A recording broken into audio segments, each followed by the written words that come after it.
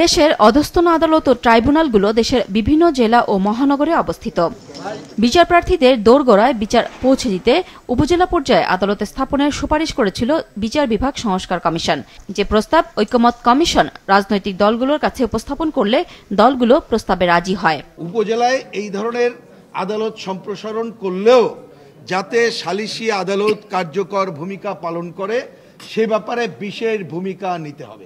জেলা সদরের অত্যন্ত কাছে সেটা জরিপ পরিচালনা করে, যেমন 10-15 কিলোমিটারের ভিতরে যদি কোনো উপজেলা হেডকোয়ার্টার থাকে, সেই ক্ষেত্রে একটা বিশাল স্থাপনা না করে বলা হয়েছে জেলা সদরের খুব নিকটবর্তী যেগুলো উপজেলা সেগুলোতে স্থাপন করার প্রয়োজন নেই।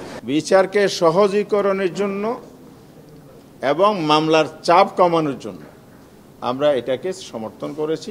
আমরা আশা করি মানুষ এর দ্বারা অনেক বেশি উপকৃত হবে এবং ভোগান্তি থেকে তারা সুরক্ষা পাবে। বিএনপি 31 দফায় এই উপজেলা পর্যায়ে অর্থাৎ বিকেন্দ্রীকরণের কথা ওনারাই বলেছেন, সুতরাং ওনারা বরং স্যাক্রিফাইস করছেন না, ওনাদের আলোচনাটাকে আমরা করছি এবং আমরা এটাকে সহযোগিতা করছি। ঐকমত্য কমিশনের দ্বিতীয় দফা 10ম দিনের আলোচনার মূল বিষয় ছিল জরুরি অবস্থা ঘোষণা, যা আছে সংবিধানের 141 অনুচ্ছেদের ক, খ, গ নিয়ে, যেটি পরিবর্তনের সুপারিশ করে কমিশন। আলোচনায় রাজনৈতিক দলগুলো একমত পোষণ না করলেও সবাই এ বিষয়ে একমত হয় সংবিধানের এই অনুচ্ছেদের পরিবর্তন দরকার। বিদ্যমান সংবিধানের 141 যে অনুচ্ছেদ আছে তার ক, খ, গ সমস্ত কিছুর ক্ষেত্রেই এইটা সংশোধন, সংযোজন, বিযোজন, পরিবর্তন করার ব্যাপারে ঐকমত্য হয়েছে, একমত হওয়া গেছে।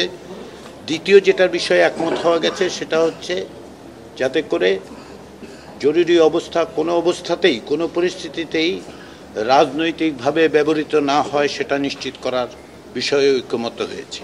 এটার বিষয়ে সবাই একটা প্রতিশ্রুতি দিয়েছে যে জরুরি আইন ঘোষণা যেন কোনোভাবেই রাজনৈতিকভাবে অপব্যবহার করা না হয় সেই বিষয়ে সবাই একমত হয়েছে। প্রধানত নাগরিকদের যে স্বীকৃত গণতান্ত্রিক সাংবিধানিক তাদের যে মানবিক অধিকার সেটাকে আসলে অস্বীকার করে স্থগিত রেখে আমরা মনে করি সেখানে জরুরি অবস্থা আসলে চালু করবার কোনো কারণ নেই।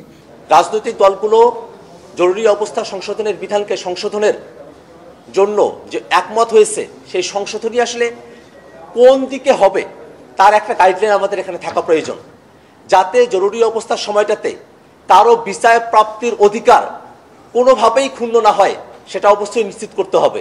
যেভাবে অপব্যবহার হয়েছে রাজনৈতিক দলের আন্দোলন নিপীড়ন দমন নিপীড়নের কাজে ব্যবহৃত না হয়, এমনকি আমরা বলেছি সোশ্যাল মুভমেন্ট বা অধিকার আন্দোলনের ক্ষেত্রেও যাতে এই ধরনের কোনো অপব্যবহারের ঘটনা না ঘটে। মানুষের মৌলিক অধিকার ক্ষুণ্ণ করার মতো জরুরি অবস্থার অধিকার আসলে জনগণের জন্য একটা নিপীড়নমূলক ব্যবস্থা হিসেবে হাজির হয়।